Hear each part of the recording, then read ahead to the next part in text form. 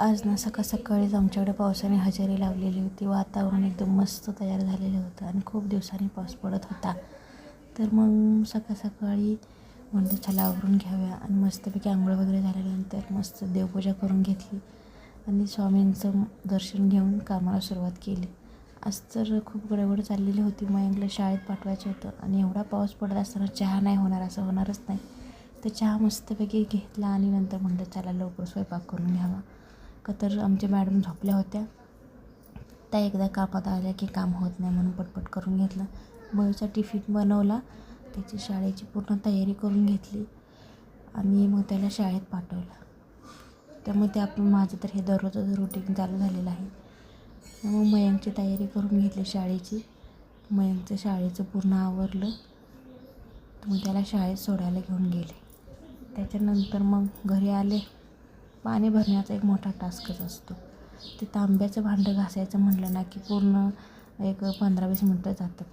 पितांबरीने घासायचं म्हटलं तर म्हटलं चला आज मग काहीतरी आयडिया करा.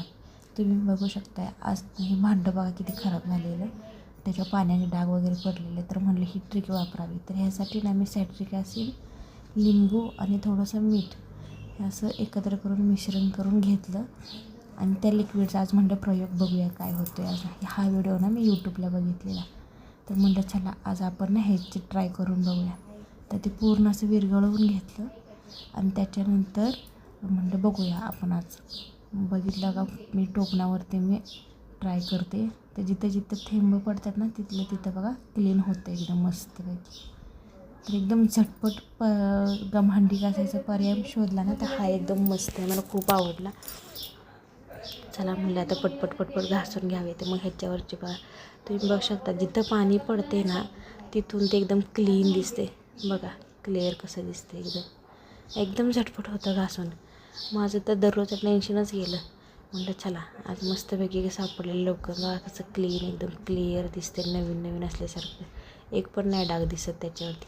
पण हे झाल्यानंतर ना पूर्ण ना सुक्या फडक्याने पुसून घ्यायचं असतं क्लीन वगैरे. आणि मग त्याच्यानंतर बघा तुम्ही आता कसं दिसतंय ते नक्की. बघा एकदम क्लीन दिसते. एकदम चकाचक डाग वगैरे पूर्ण गेलेत.